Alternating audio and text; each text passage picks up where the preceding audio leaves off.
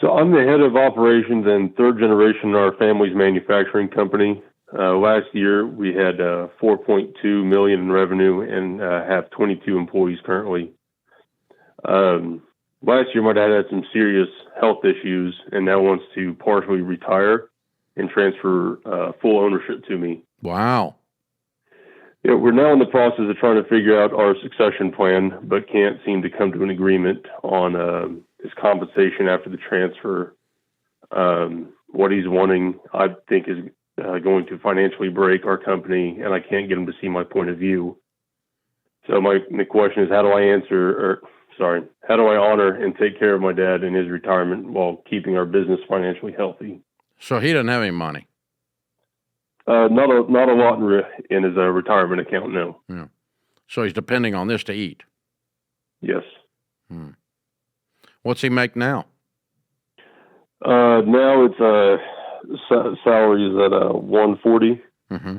140 a year. And what's he wanting?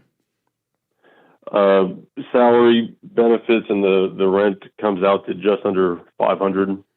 You're already paying all that? No, we're not the rent right now. You're not paying rent? Well, it's his property. All right. Well, when you get the building, when you get the property, you don't get the building. Correct. Okay.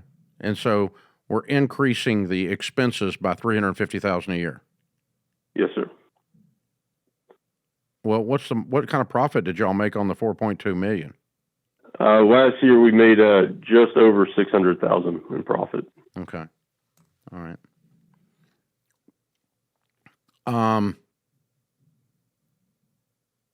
The rent sounds high.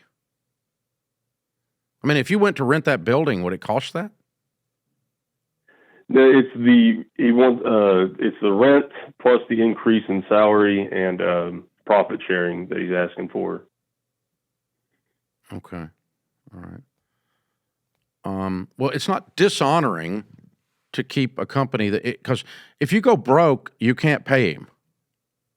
Yeah. And if he causes you to go broke and you can't pay him, he cut his foot off. He cut his own foot off, right? Yes. So that's a math thing. Is he that bad at P&L? I would like to not think so, but I just can't get him to see it from my point of view and look at the budget with me. Yeah. Okay. So what would be the market rent on the building? Market rent is about $12,000 a month for all the buildings. So it is $360,000.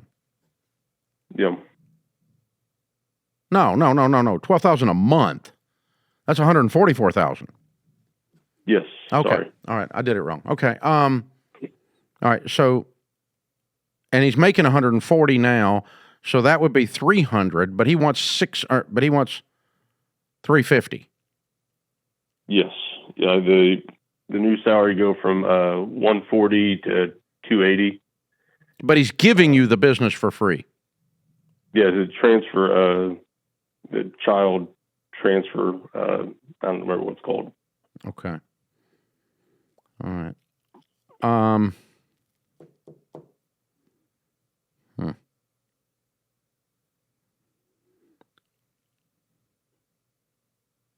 Well, it's not going to break the business for the business to start paying $144,000 in rent, and it's already paying him $140,000. The other crap involved probably could be blown off, another $50,000 in odds and ends. But it actually made $600,000 while paying him $140,000. Yes. Okay, so if we deduct $144,000, if we deduct $200,000 from that for $144,000 and his other miscellaneous crap he wants, the profit sharing stuff, then you still have $400,000 profit, right? Yes. Okay. Yeah, theoretically. How old is he? He's 56. Wow. What's he going to do with his life? He wants to travel and go do the things with his wife and go have fun. Mm-hmm. Okay, because, we are giving Gen 2 the business for free at Ramsey.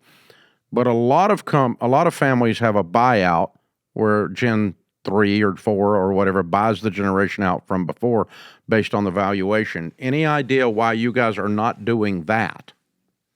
We talked about that, and my sticking point was I didn't want to go into debt for it. Mm-hmm. Okay. So instead of going into debt, you're going to pay him $140,000 for the next 30 years. It's looking like that. Plus rent. Yeah. Okay, because you're not getting the building for free. No. Even if I bought the business from him, I'd still have to pay rent on top of that. Yeah, exactly. Unless you bought the building too. Yeah. Okay. True. Yes. All right. Well, I don't think it's breaking the business. I disagree with your assessment. I do think, and you don't have to dishonor your dad to get a good, reasonable financial deal. That does not bring harm to the business. And the biggest problem I've got here is I want a long-term lease at this rate. I want to lock this rate in for a long time, so I don't have to have this discussion again. I don't want to do any of the profit sharing, and I would pay him $140,000 a year income, $150,000 a year income. Let's make it even, okay? For a set number of years, and then I'm done. Okay. So then all you've got is building rent after that. Okay, and we've locked the building rent down at market value 2026, not market value 15 years from now. So you got a good rate on it. In other words, you got a sweetheart deal. Yeah, and get rid of the profit sharing stuff, because then when you go make a bunch more money, every dollar you make profit goes to you, because his is all fixed now. That makes sense?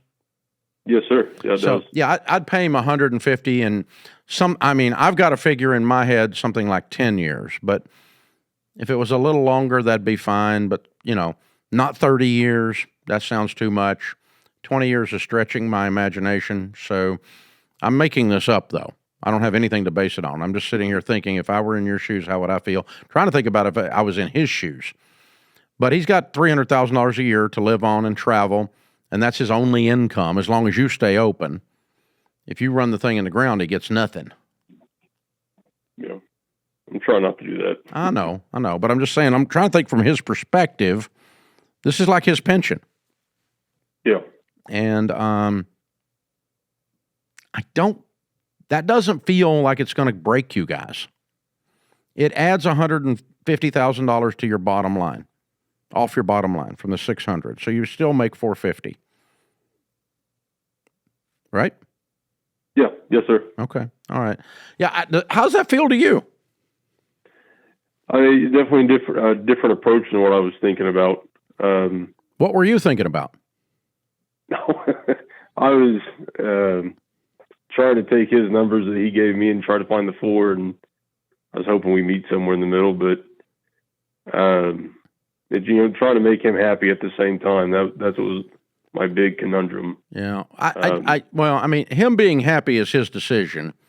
But Dad, and I would just be very open and say, I'm trying to balance between my need and my want to honor you and to make sure you and Mom are okay, but also not handcuff this place on growth and on getting to go on to the next level.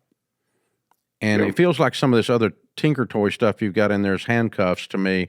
So it feels very clean to just pay you $150 for 10 years or something like that, and then pay you rent on the building for as long as we are in the building. Yeah, no, I like it. Yeah, I appreciate it. Just the cleanliness of it. And I don't think, number one, he can't afford to walk away with nothing. He didn't have any money. Yeah.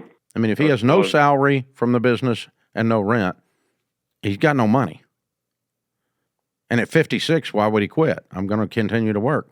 Oh, and by the way, I run the business, so I'm going to start charging rent to the business and putting that in my pocket since I own the building and it's separate from the business.